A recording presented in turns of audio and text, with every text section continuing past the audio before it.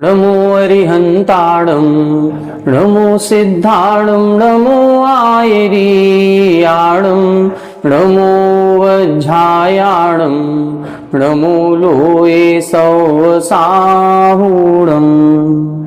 सिद्धं शुद्धं परमीय जिणिन्दवर्णेमि चन्दमकलङ्कं गुणरयणभूषणुदयं जीवस्य परुवणं बोच्छम। 1008 श्री मूलनायक आदिनाथ भगवान की जय। 1008 श्री गोमटेश्वर बाहुबली भगवान की जय। द्वासांग जिनवाणी माता की जय। आचार्य श्रेष्ठ आचार्य गुरुवर श्री 108 नेमिचंद्र सिद्धांत चक्रवर्ती महाराज की जय। आचार्य श्रेष्ठ आचार्य गुरुवर श्री 108 विद्यासागर जी महामुनि राज की जय। तीर्थ चक्रवर्ती जगत पूज्य निर्यापक श्रमण मुनि पुंगव श्री 108 सुधा सागर जी महाराज की जय। समस्त मुनि संघ की जय। आलोक मोदी स्वाध्याय सुधा यूट्यूब चैनल पर आप सभी दर्शकों का एक बार पुनः हार्दिक स्वागत, हार्दिक अभिनंदन। श्री गोमटसार जीवकांड जी ग्रंथराज की स्वाध्याय श्रृंखला में योग मार्गणा के अंतर्गत 7 प्रकार के काय योग पर अपनी चर्चा चल रही है। इन 7 प्रकार के काय योगों में सबसे पहले अपन ने औदारिक काय योग को समझा, फिर औदारिक मिश्र काय योग को, फिर वैक्रियक काय योग, वैक्रियक मिश्र काय योग, फिर आहारक और आहारक मिश्र काय योग की जितनी भी विशेषताएं थीं उन पर अपन ने विचार किया था। और फिर कल की कक्षा में अपन ने कार्मण काय योग की विशेषताओं को समझा था। 7 प्रकार के काय योग पर चर्चा करने के उपरांत फिर इधर इन्होंने कल बताया था कि जो वैक्रियक शरीर और आहारक ये 2 प्रकार के शरीर हैं, ये दोनों प्रकार के शरीर का जो सद्भाव है वो लब्धि रूप से तो एक साथ हो सकता है, लेकिन क्रिया रूप से एक साथ कभी नहीं होगा। 6वें गुणस्थानवर्ती जो मुनिराज हैं उनके आहारक रिद्धि भी है और विक्रिया रिद्धि भी है। यदि ये दोनों प्रकार की रिद्धियां हैं तो एक समय में एक ही रिद्धि का प्रयोग कर पाएंगे, दोनों रिद्धियों का प्रयोग एक साथ एक ही समय में नहीं होगा। दूसरी बात इधर इन्होंने स्पष्ट की थी कि जो 3 प्रकार का योग है, मन योग, वचन योग, काय योग, इन तीनों योगों की क्रिया तो एक साथ हो सकती है, लेकिन एक समय में एक ही योग होता है। यदि मन योग होगा तो अन्य वचन और काय नहीं होंगे, काय योग होगा तो मन और वचन नहीं होगा, और वचन योग होगा तो मन और काय योग नहीं होंगे। ऐसे एक समय में एक ही योग होता है। फिर इधर इन्होंने ऐसे जीवों की चर्चा की थी जो योगों से रहित होते हैं। योगों से रहित कौन कौन से जीव हैं?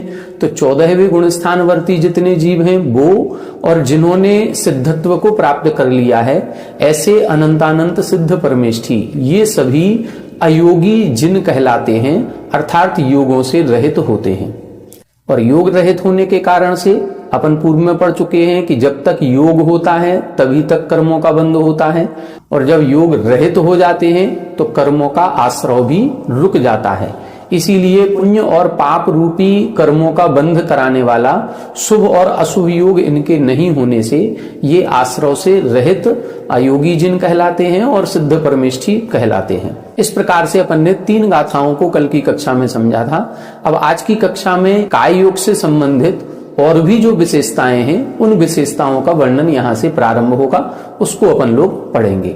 आइए देखें, गाथा नंबर 244 अपन को देखनी है। अब इस 244 नंबर की गाथा में क्या बता रहे हैं? यहां बता रहे हैं कि ये जो 5 प्रकार का शरीर है, तो इन 5 प्रकार के शरीर में 2 प्रकार की वर्गणाएं होती हैं। जो पौद्गलिक वर्गणाएं होती हैं ये 23 प्रकार की होती हैं। तो इनमें से जो 5 प्रकार का शरीर है, ये 5 प्रकार का शरीर 2 प्रकार की वर्गणाओं में बट जाता है। मुख्य रूप से 2 प्रकार की वर्गणाएं कौन कौन सी हैं? एक कार्मण वर्गणा जो कर्म रूप से परिवर्तित होती है, और दूसरी होती है नो कर्म वर्गणा जो शरीर रूप से परिवर्तित होती है।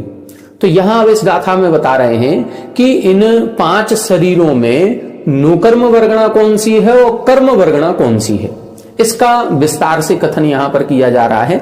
आइए देखें, गाथा नंबर 244 पढ़ेंगे तो इसका अर्थ पूरा स्पष्ट रूप से समझ में आ जाएगा। ओराली वै गुब्बिय आहारय तेजनामकं मुदये आहारय तेजनामकं मुदये चौडोकं शरीरा च चौड़ोकम शरीरा कम्मेव यहोदिकं मह्यम कम्मेव यहोदिकं मह्यम ओराली वैगुभ्य आहार तेजनामकं मुदये चौड़ोकम शरीरा कम्मेव यहोदिकं मह्यम। देखें, अपन लोग कई बार ये तीन शब्द सुनते हैं कि तीनों प्रकार के कर्म मल से जो रहित हैं ऐसे सिद्ध परमेष्ठी। तो तीन प्रकार का कर्म मल क्या कहलाता है? एक तो होता है द्रव्य कर्म, एक होता है भाव कर्म और एक होता है नो कर्म। ये तीनों प्रकार के कर्म मल से रहित। तो यहां पर तीन प्रकार में से दो प्रकार के कर्मों पर चर्चा कर रहे हैं, एक द्रव्य कर्मों पर और एक नो कर्म पर। देखें वो क्या कहलाता है। ओरालीय वैगुभ्य आहारय तेज नाम कम मुदये। नाम कर्म जो अपना होता है उस नाम कर्म में एक प्रकृति होती है शरीर नाम कर्म, और इस शरीर नाम कर्म के 5 भेद किए जाते हैं। औदारिक शरीर नाम कर्म, वैक्रियक शरीर नाम कर्म, आहारक शरीर नाम कर्म, तेजस शरीर नाम कर्म और कार्मण शरीर नाम कर्म। तो यहां बता रहे हैं उरालीय अर्थात औदारिक, बेगुब्बीय मतलब वैक्रियक, आहारय यानी आहारक और तेज तेजस नाम कम्म उदये। इन 4 प्रकार के शरीर नाम कर्म के उदय में, मतलब जो 5 प्रकार का शरीर नाम कर्म है उनमें से 4 प्रकार के हो गए। औदारिक शरीर नाम कर्म, वैक्रियक शरीर नाम कर्म, आहारक शरीर नाम कर्म और तेजस शरीर नाम कर्म। इन 4 प्रकार के शरीर नाम कर्म के उदय यानी उदय होने पर चौड़ोकम शरीरा, जो 4 प्रकार के शरीरों का निर्माण होता है, ये जो 4 प्रकार के शरीर हैं इन्हीं को 4 प्रकार का नो कर्म कहा जाता है। मतलब औदारिक शरीर नाम कर्म का उदय है तो हमारे औदारिक शरीर की रचना हुई, ये औदारिक शरीर नो कर्म कहलाएगा। इसी तरह से देवनारकियों के वैक्रियक शरीर नाम कर्म का उदय होगा तो उनके वैक्रियक शरीर की रचना होगी, वो वैक्रियक शरीर नो कर्म कहलाएगा।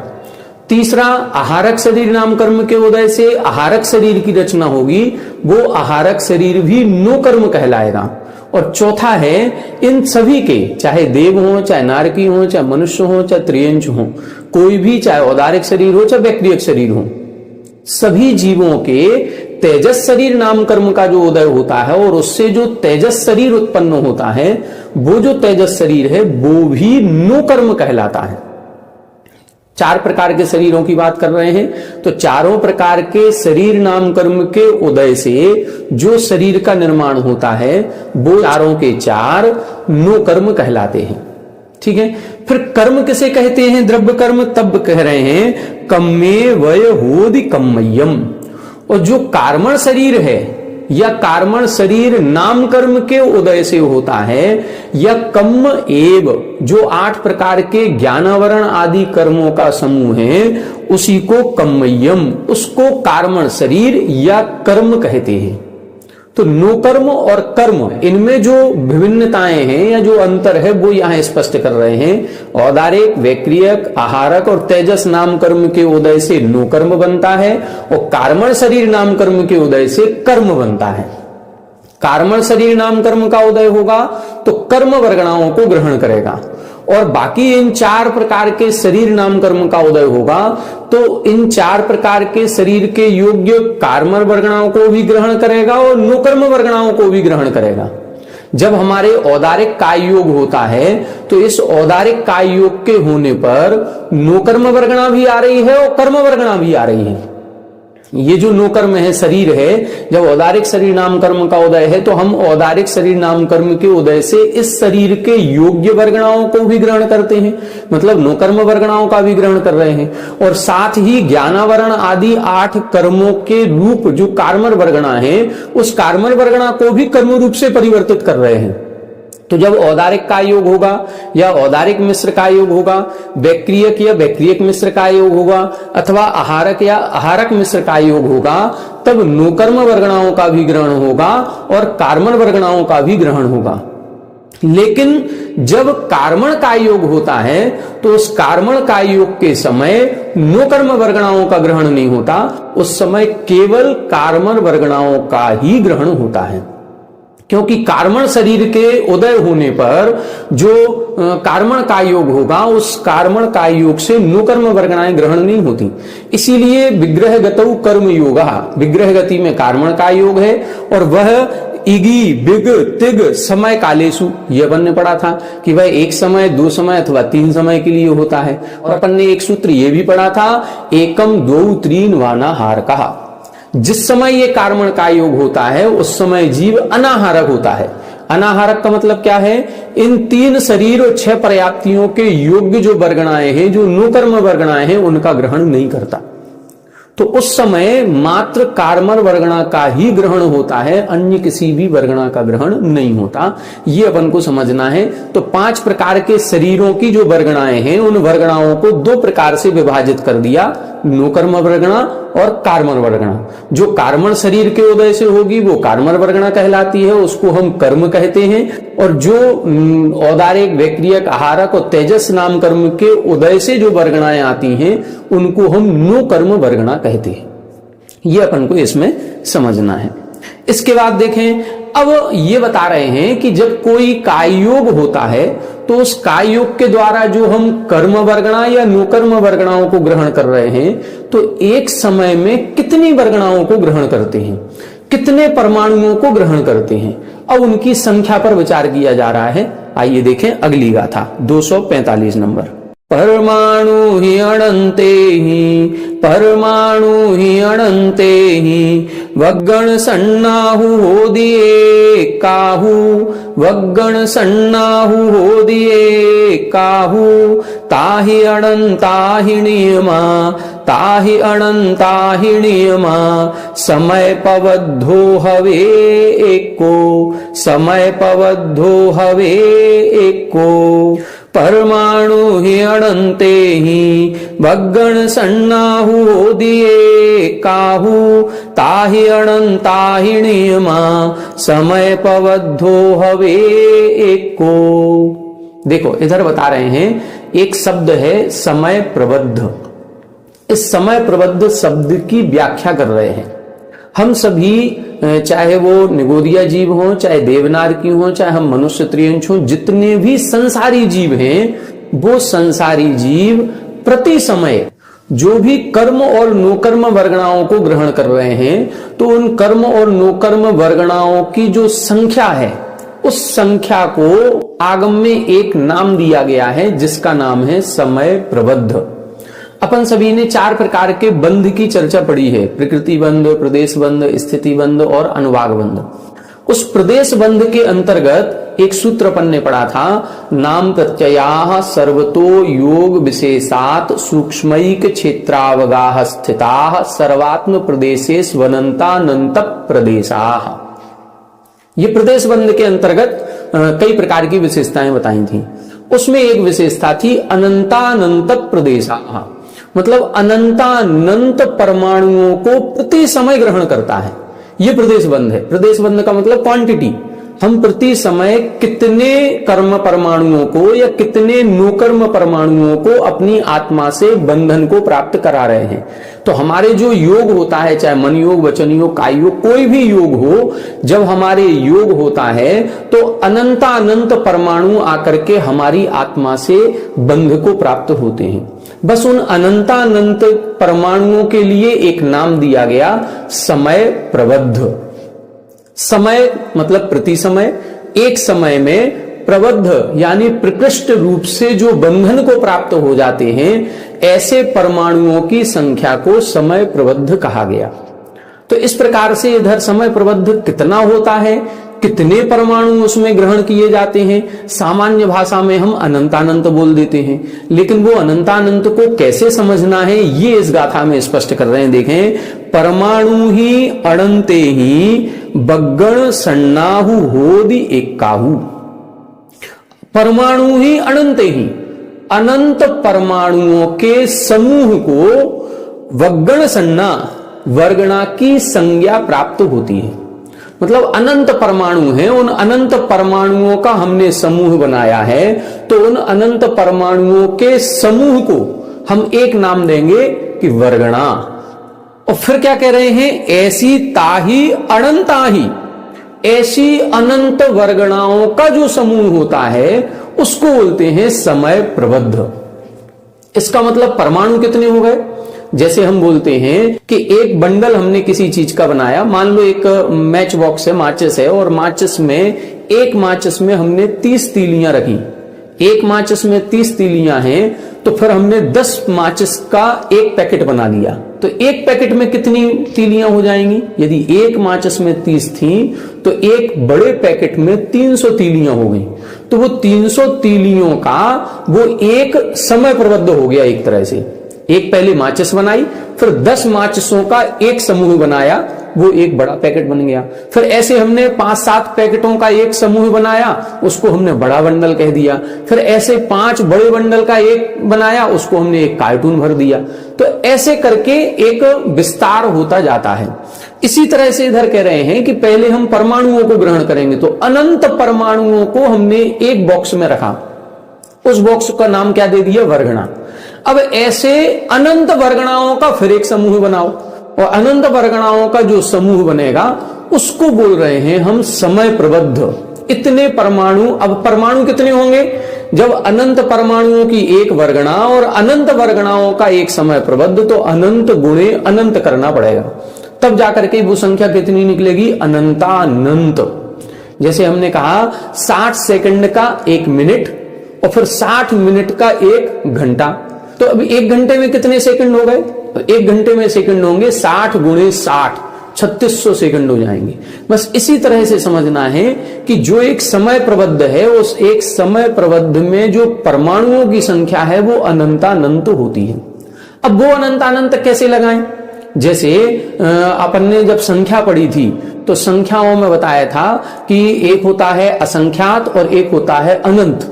उन अनंत में भी हमने बताया था एक परितानंत, युक्तानंत और अनंतानंत। इनके भी 3-3 भेद किए थे, तो जघन्य, मध्यम, उत्कृष्ट, जघन्य, मध्यम, उत्कृष्ट। तो ये कौन सा अनंतानंत है, ये कहलाता है मध्यम अनंतानंत। और मध्यम अनंतानंत में भी जितने अभव्य जीव हैं, अभव्य जीव भी कितने हैं, अनंतानंत हैं, और जिन्होंने सिद्धत्व की प्राप्ति कर ली वो जीव कितने हैं, वो भी अनंतानंत हैं। तो इधर अपन को कौन सा अनंतानंत लेना है, अभव्य जीवों के तो अनंत गुणे, और जितने सिद्ध जीव हो चुके हैं उनके अनंतवे भाग प्रमाण। मतलब जितनी अभव्य राशि है उसमें अनंत का गुणा करें जो गुणनफल आए, और जितने अनंतानंत सिद्ध परमेष्ठी हैं उसमें अनंत का भाग करें, तो जो हिस्सा निकलेगा उतनी संख्या को हम प्रति समय ग्रहण करते हैं। अभव्य जीवों के अनंत गुणे और सिद्धों के अनंतवे भाग। मान लो कि अभव्य जीव 1 लाख हैं और सिद्ध परमेष्ठी 100 लाख हैं, और जो अनंत गुणा या अनंत भाग हमको करना है उसको अनंत की संख्या हम 10 मान लें। तो अब हमको क्या करना है, अभव्यों के अनंत गुणे। तो अभव्यों की संख्या 1 लाख थी, 1 लाख में 10 का गुणा करो, क्योंकि अनंत हमने कितना माना, 10। तो 1 लाख में 10 का गुणा किया तो कितना आ गया, 10 लाख। और सिद्ध परमेष्ठी जितने हैं उनका अनंत भाग, तो सिद्ध परमेष्ठी हमने 100 लाख माने, तो 100 लाख में 10 का भाग लगाएंगे तो कितना आ गया, 10 लाख।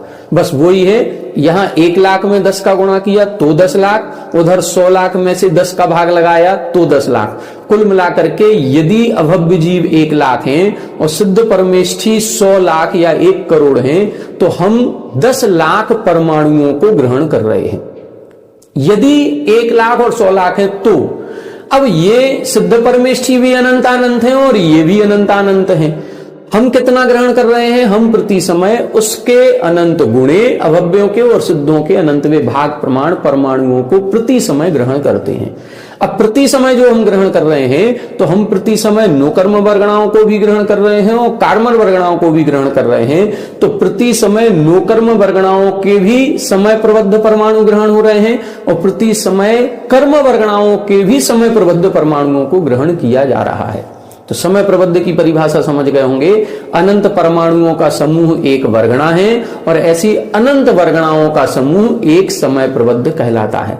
और इसको हम प्रति समय, समय शब्द यूज कर रहे हैं, सेकंड नहीं बोल रहे हैं, मिनट नहीं बोल रहे हैं, एक सेकंड में असंख्यातों समय होंगे। तो प्रति समय अनंत परमाणु हमारे इस शरीर में आकर के मिल रहे हैं और हमारी आत्मा से बंध को प्राप्त हो रहे हैं, कर्म रूप से भी और नो कर्म रूप से भी। अब आगे देखें, अगली गाथा में बता रहे हैं कि ये जो समय प्रबद्ध होता है, ये समय प्रबद्ध भी जो हमारे 5 प्रकार के शरीर हैं, इन सभी का समय प्रबद्ध अलग अलग है। यदि हमारे औदारिक शरीर है तो औदारिक शरीर का समय प्रबद्ध की संख्या, जैसे अपन कहें लखपति, अब लखपति का मतलब 1 लाख वाला भी लखपति है, 10 लाख वाला भी लखपति है और 99 लाख वाला भी लखपति है। करोड़पति कहेंगे तो 1 करोड़ वाला भी करोड़पति कहलाएगा, 10 करोड़ वाला भी कहलाएगा और 99 करोड़ वाला भी कहलाएगा। तो ऐसे ही औदारिक शरीर हमारे हैं तो हम औदारिक शरीर के योग्य वर्गणाओं को ग्रहण कर रहे हैं। हम प्रति समय जितनी वर्गणाओं को ग्रहण कर रहे हैं वो हमारा समय प्रबद्ध है औदारिक शरीर के योग्य। जो देवनार की हैं वो वैक्रियक शरीर के योग्य वर्गणाओं का ग्रहण कर रहे हैं, तो वो प्रति समय जितनी वर्गणाओं का ग्रहण कर रहे हैं वो भी समय प्रबद्ध है। लेकिन यहाँ औदारिक की संख्या में और वैक्रियक की संख्या में बहुत अंतर आएगा, क्योंकि वैक्रियक का समय प्रबद्ध अलग है, औदारिक का समय प्रबद्ध अलग है, आहारक का समय प्रबद्ध अलग है, कार्मण का समय प्रबद्ध अलग है।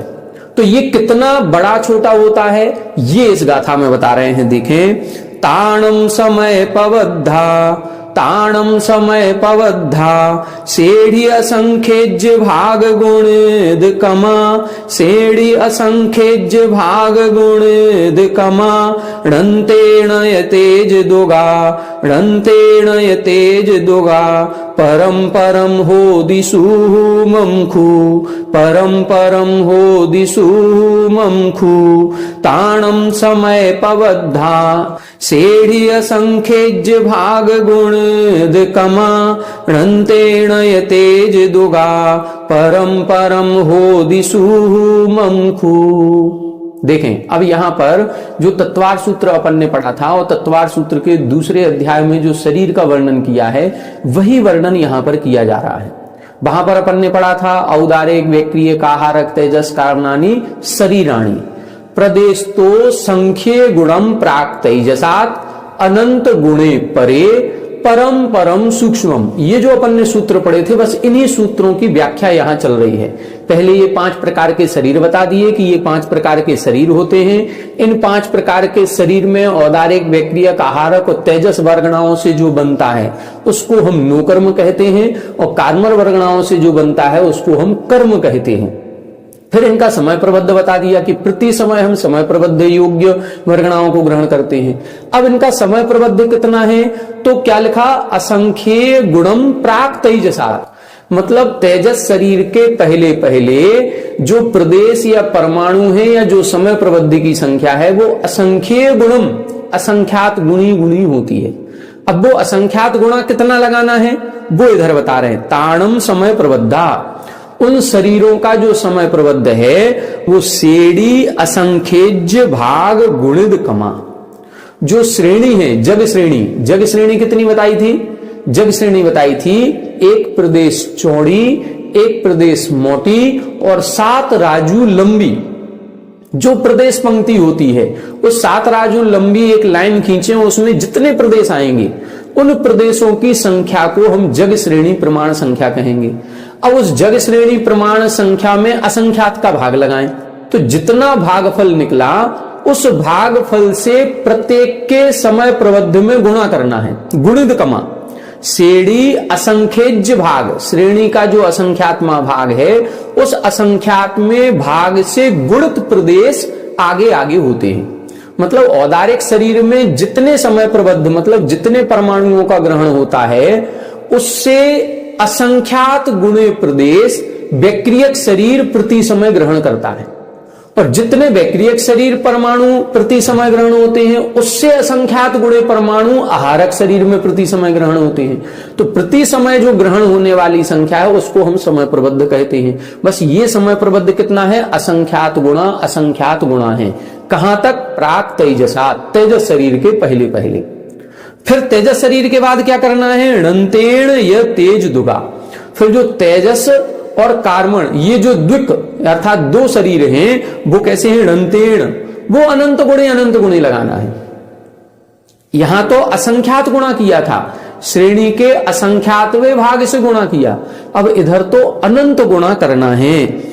अब क्या होगा, अब स्थिति ये बनेगी कि औदारिक शरीर के योग्य, जैसे हम सभी का औदारिक शरीर है तो हम प्रति समय अनंत वर्गणाओं को ग्रहण कर रहे हैं, अनंत परमाणुओं को ग्रहण कर रहे हैं। अब इन अनंत परमाणुओं का जो भी समूह हुआ, जो भी संख्या निकली, इस संख्या से असंख्यात गुणे परमाणु वैक्रियक शरीर प्रति समय ग्रहण करता है।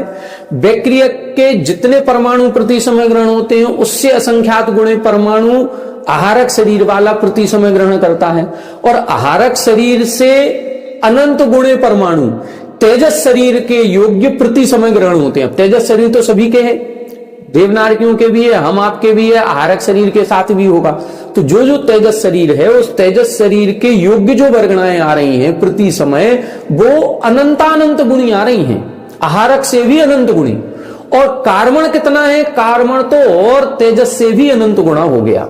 मतलब सबसे ज्यादा परमाणुओं को यदि हम ग्रहण करते हैं तो वो कार्मण शरीर या कर्म के योग्य परमाणुओं को ग्रहण करते हैं। औदारिक शरीर के योग्य सबसे कम, उससे ज्यादा वैक्रियक शरीर के, उससे ज्यादा आहारक शरीर, उससे ज्यादा तेजस शरीर और उससे ज्यादा कार्मण शरीर। अब प्रश्न मन में आएगा कि जिसके ज्यादा हो रहे हैं उसका फिर जो काय होती होगी, जो शरीर होता होगा वो स्थूल होता जाता होगा, क्योंकि उसमें संख्या ज्यादा हो रही है। तो इधर कह रहे नहीं, भले ही परमाणुओं की संख्या ज्यादा हो रही है लेकिन वो जो शरीर है वो शरीर परम परम होदि सुहुमम को, परम परम सूक्ष्मम, मतलब आगे आगे उत्तरोत्तर सूक्ष्म सूक्ष्म होता जाता है। परमाणु बढ़ रहे हैं लेकिन परमाणुओं की संख्या बढ़ने पर भी उनकी जो काय या उनका जो अवगाहन क्षेत्र है वो अवगाहन क्षेत्र और सूक्ष्म और सूक्ष्म और सूक्ष्म होता जाता है। मतलब जितना औदारिक शरीर स्थान घेरेगा, औदारिक शरीर के अनंत परमाणु स्थान घेरेंगे, औदारिक से ज्यादा परमाणु वैक्रियक के हैं लेकिन वैक्रियक शरीर के परमाणु औदारिक से भी अत्यंत सूक्ष्म स्थान घेरेंगे। ये कहने का मतलब हमारे 500 धनुष की अवगाहना का औदारिक शरीर है तो उस 500 धनुष की अवगाहना वाले औदारिक शरीर जितने परमाणुओं से बना है, उधर जो देवों का 7 हाथ का शरीर है, मान लो पहले युगल में 7 हाथ का शरीर होता है, तो वो 7 हाथ के शरीर उस वैक्रियक शरीर में उस औदारिक शरीर से असंख्यात गुणे परमाणु हैं। अब औदारिक शरीर देखो 500 धनुष का और ये केवल 7 हाथ का, तो वो 7 हाथ का छोटा हुआ, लेकिन शरीर छोटा होने के बाद भी उसमें परमाणु औदारिक से असंख्यात गुणे हैं। अब देखें यहां वैक्रियक शरीर 7 हाथ का और आहारक शरीर 1 हाथ का है, मात्र इतना सा होता है, लेकिन उस इतने से 1 हाथ के आहारक शरीर में वैक्रियक शरीर के जितने परमाणुओं से उस शरीर की रचना हुई है उससे भी असंख्यात गुणे परमाणु 1 हाथ वाले आहारक शरीर में होते हैं, और उस आहारक शरीर से भी ज्यादा परमाणु तेजस और तेजस से भी अनंत गुणे परमाणु कार्मण शरीर में हुआ करते हैं। ये अपन को समझना है। ये प्रति समय बद्ध होने वाले परमाणुओं की संख्या बता रहे हैं। मतलब यदि प्रति समय औदारिक शरीर वाला 10 परमाणुओं को ग्रहण कर रहा है तो वैक्रियक वाला 100 परमाणुओं को ग्रहण कर रहा है, आहारक वाला 1000 परमाणुओं को ग्रहण कर रहा है, और तेजस वाला करोड़ परमाणुओं को ग्रहण कर रहा है। लाख की बात नहीं, 1000 से सीधा करोड़। और फिर कार्मण वाला तो अरबों खरबों परमाणुओं को प्रति समय ग्रहण कर रहा है। ये अपन को समझना चाहिए। तो इस प्रकार से इधर इन्होंने बता दिया कि समय प्रबद्ध असंख्यात गुणा और अनंत गुणा ज्यादा है, लेकिन फिर भी उनकी जो अवगाहना है वो सूक्ष्म सूक्ष्म होती है। कैसे होती है ये और अगली गाथा में बता रहे हैं। 247 नंबर की देखें।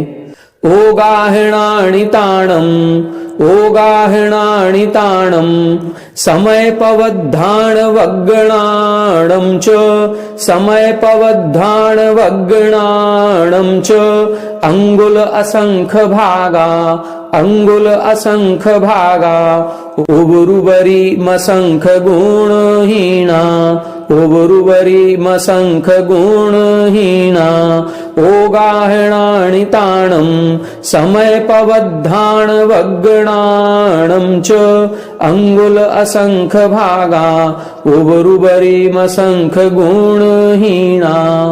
देखें इधर बता रहे हैं ओगाहणानि ताणम, ताणम यानी उन शरीरों की जो अवगाहना है, और उन शरीरों में अवगाहना किसकी बता रहे हैं? समय प्रबुद्ध की और वर्गणाओं की। अनंत परमाणुओं से एक वर्गणा बनी थी और अनंत वर्गणाओं से एक समय प्रबुद्ध बना। तो वो वर्गणा जो रहेगी वो कितने स्थान में रहेगी, और वो जो समय प्रबुद्ध है वो कितना स्थान घेरेगा। जैसे हमने बताया था 1 माचिस और 10 माचिसों का एक समूह, तो इतना बड़ा पैकेट बन गया। तो वो 1 माचिस कितना स्थान घेरेगी और 10 माचिसों का एक पैकेट है वो कितना स्थान घेरेगा। अपन को स्पष्ट हो रहा है, 1 माचिस कम स्थान घेरेगी और 10 माचिस का एक पैकेट होगा वो थोड़ा सा ज्यादा स्थान घेरेगा। इसी प्रकार से वर्गणा कम स्थान घेरेगी और समय प्रबुद्ध ज्यादा स्थान घेरेगा। वो इधर बता रहे, देखें ओगाहणानि ताणम, अवगाहना, ताणम यानी उनकी जो अवगाहना है, किसकी? समय प्रबद्धान वग्गणाणम च, समय प्रबद्धों की अवगाहना और वर्गणाओं की अवगाहना। ये कैसी होती है? अंगुल असंख भागा उर्वरिम असंख्य गुणहीना। अंगुल असंख्य भागा, अंगुल का असंख्यात्मा भाग करें। जो घनांगुल है उस घनांगुल के असंख्यातवे भाग प्रमाण अवगाहना होती है। किसकी? समय प्रबुद्ध की। और उर्वरिम असंख्य गुणहीना, और ऊपर ऊपर, जैसे मान लो समय प्रबुद्ध औदारिक का समय प्रबुद्ध, फिर बैक्टीरियक का समय प्रबुद्ध, फिर आहारक का समय प्रबुद्ध, फिर तेजस का और फिर कार्बन का। तो औदारिक से बैक्टीरियक का समय प्रबुद्ध संख्या में ज्यादा है, लेकिन अवगाहना में उर्वरिम ऊपर ऊपर असंख्य गुणहीना, असंख्यात गुणहीन है। मतलब जितना स्थान औदारिक शरीर का समय प्रबुद्ध घेरेगा उससे असंख्यात्मा भाग वो बैक्टीरियक का समय प्रबुद्ध घेरेगा। स्थान असंख्यात्मा भाग हो रहा है और परमाणुओं की संख्या असंख्यात गुणी हो रही है। कितना अंतर आ रहा है देखो जरा। हमने अभी परमाणुओं की संख्या बताई थी तो औदारिक के 10 बताए, तो बैक्टीरियक के 100 बताए थे, फिर आहारक के 1000 बताए थे, और फिर तेजस के तो हमने 1 करोड़ बताए थे। मतलब इतना बढ़ रही थी, ये संख्या बढ़ रही है। लेकिन जब रहने का स्थान बताएंगे तो रहने के स्थान में यदि औदारिक शरीर के वो 10 परमाणु जितना स्थान घेरेंगे उससे असंख्यात्मा भाग स्थान बैक्टीरियक के 100 परमाणु मिलकर के घेरेंगे। इसके 10 परमाणु जितना स्थान घेरेंगे उसके 100 परमाणु उसका असंख्यात में भाग प्रमाण स्थान में आ जाएंगे। ये स्थिति इधर बता रहे हैं। मतलब वर्गणाओं की और कर्म परमाणुओं की संख्या बढ़ेगी और उनका स्थान जो घेरने का है वो कम कम कम कम होता जाएगा। कितना कम हो जाएगा? असंख्यात गुणहीना। कुल मिलाकर के जैसे मान लो अपन 1 किलो सामान लेने गए हैं और हम मान लो कहें कि 1 किलो रुई खरीद करके लाना है। अब 1 किलो रुई खरीद करके लाएंगे तो रुई हल्की होती है, वो फैलती है, हमारा थैला भर के आएगा। एक थैला लेकर के जाएंगे तो वो थैला पूरा 1 किलो रुई में भर जाएगा। और हम कहें कि नहीं 1 किलो हमें सोना गोल्ड लेकर के आना है, तो वो गोल्ड जो सोना लेकर के आएंगे वो इतनी सी ढेली आएगी, वो 1 किलो की हो जाएगी। जो 1 किलो का यदि हम सोने का जो बिस्किट होता है उस बिस्किट को लेंगे तो ऐसे हाथ में बन जाएगा, वो भी 1 किलो है।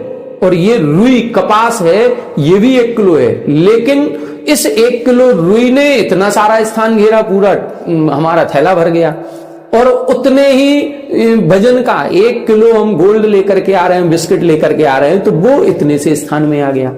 बस यही चीज अपन को देखनी है कि रुई के जो परमाणु हैं वो औदारिक शरीर के हैं और जो गोल्ड के परमाणु हैं वो बैक्टीरियक, आहारक, तेजस या कार्बन शरीर के हैं। तो ये संख्या में बढ़ेंगे लेकिन स्थान कम से कम घेरेंगे, ये अपन को देखना है।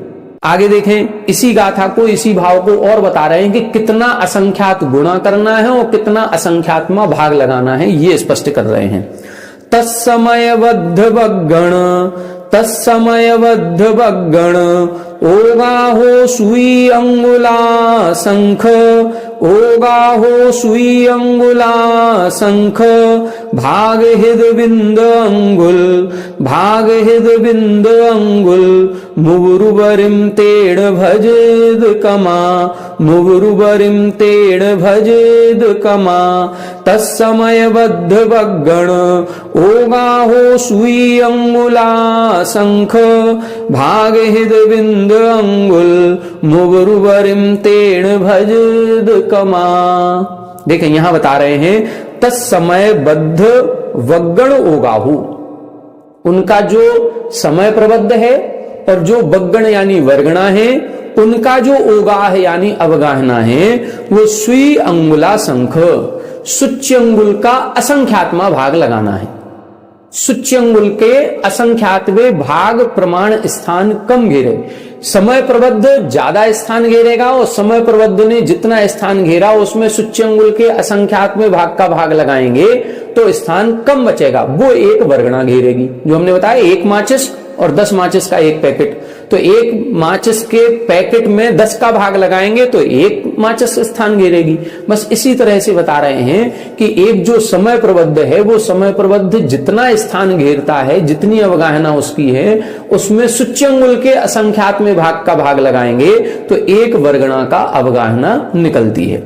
और भाग हिद विंद अंगुल उबरुवरिम तेड़ भजिद कमा, भाग हिद विंद अंगुल कितना स्पष्ट लिख दिया कि जो औदारिक शरीर का समय प्रबद्ध होगा वो औदारिक शरीर का समय प्रबद्ध यदि घनांगुल प्रमाण स्थान घेर रहा है तो उसकी जो वर्गणा होगी, अब उस वर्गणा को स्थान कितना मिलेगा, घनांगुल में सुच्यंगुल का भाग लगाएंगे तो जितना स्थान निकलेगा उतना वर्गणा का स्थान होगा। तो ये घनांगुल प्रमाण है समय प्रबद्ध, तो वर्गणा हो गई सुच्यंगुल प्रमाण। अब इसी प्रकार से जैसे हमने औदारिक में लगाया ऐसा व्यक्रियक में, आहारक में, तेजस में और कार्मण में लगाना है। उबरुबरिम तेड़ भजिद कमा, उबरुबरिम यानी ऊपर ऊपर, इसी प्रकार से भजिद क्रमा यानी भाग क्रम से नीचे नीचे हीन हीन स्थान लगेगा। औदारिक का समय प्रबद्ध जितना स्थान घेरेगा उसमें सुच्यंगुल के असंख्यात्मक भाग का भाग लगाएंगे तो व्यक्रियक वर्गणाओं का जो समय प्रबद्ध होगा वो स्थान घेरेगा। व्यक्रियक का समय प्रबद्ध जितना स्थान घेरेगा उसमें पुनः सुच्यंगुल के असंख्यात्मक भाग का भाग लगाएंगे तो आहारक का समय प्रबद्ध स्थान घेरेगा। आहारक के समय प्रबद्ध में फिर से सुच्यंगुल के असंख्यात्मक भाग का भाग लगाएंगे तो तेजस का निकलेगा और तेजस में पुनः फिर सुच्यंगुल के असंख्यात्मक भाग का भाग लगाएंगे तो कार्मण का समय प्रबद्ध स्थान घेरेगा। गुणा कितना, परमाणु कितने होंगे, तो तेजस शरीर के पहले पहले तक असंख्यात का गुणा करना है और फिर बाद में अनंत का गुणा करना है, उतने परमाणु होंगे। तो एक प्रकार से अपन को ये चीज समझ में आ गई होगी। ये तत्वार सूत्र में विषय है, उसमें सूत्र रूप में संक्षिप्त में है, इसमें गाथा में थोड़ा विस्तार से कर दिया। विषय वही है कि प्रदेश तो संख्य गुणम प्राक तेजसा, तेजस शरीर के पहले पहले जो शरीर है उनमें असंख्यात गुणे परमाणु हैं और तेजस शरीर और कार्मण शरीर में अनंत गुणे परमाणु हैं। लेकिन इनका जो अवगाहना है, स्थान घेरने की बात है, वो परम परम सूक्ष्म, आगे आगे के शरीर सूक्ष्म सूक्ष्म होते जाते हैं। ये अपन ने विषय देख लिया। अब इसके बाद और भी कई विशेषताएं बताएंगे। विश्रसोपचय क्या कहलाता है और कर्म नो कर्म का उत्कृष्ट संचय कब होता है, किस कारण से होता है, ये सारी चर्चाएं और भी आएंगी। कुछ सैद्धांतिक विषय है, इस सैद्धांतिक विषय को अपन पहली बार पढ़ रहे हैं, थोड़ा सा कठिन लगेगा, लेकिन कठिन को कठिन मान करके छोड़ना नहीं है, उसको समझने का प्रयास करना है। जितनी बार पढ़ेंगे और जितनी बार इन वीडियोस को सुनेंगे उतनी बार ये विषय क्रम क्रम से सरल होता जाएगा। जैसे अपन इसमें पढ़ रहे हैं ना कि परम परम सूक्ष्मम, इसी तरह से जितनी बार इसको पढ़ेंगे उतना उतना परम परम सरलम, जितनी बार पढ़ते जाएंगे उतना उतना सरल होता जाएगा। पहली बार पढ़ेंगे तो कठिन लगेगा, दूसरी बार सुनेंगे तो और सरल, तीसरी बार पढ़ेंगे तो और सरल, चौथी बार पढ़ेंगे तो और सरल। बस समय देना पड़ेगा। जितना आप समय देंगे, जितनी बार आप सुनेंगे पढ़ेंगे, उतना ये विषय आपके गले उतरता जाएगा, हृदयंगम होता जाएगा। आप लोग समय दें, थोड़ा सा पढ़ाई करें, मेहनत करें, अध्ययन करें तो ये सारा विषय समझ में आएगा। आगे भी विषय थोड़ा सा कठिन है लेकिन इतना कठिन नहीं है कि अपन समझ ना सकें। आगे देखेंगे आगे की गाथाओं को। आज समय अपना हो गया इतना ही, कल की कक्षा में आगे के विषय को पढ़ेंगे। सभी को जय जगन्नाथ।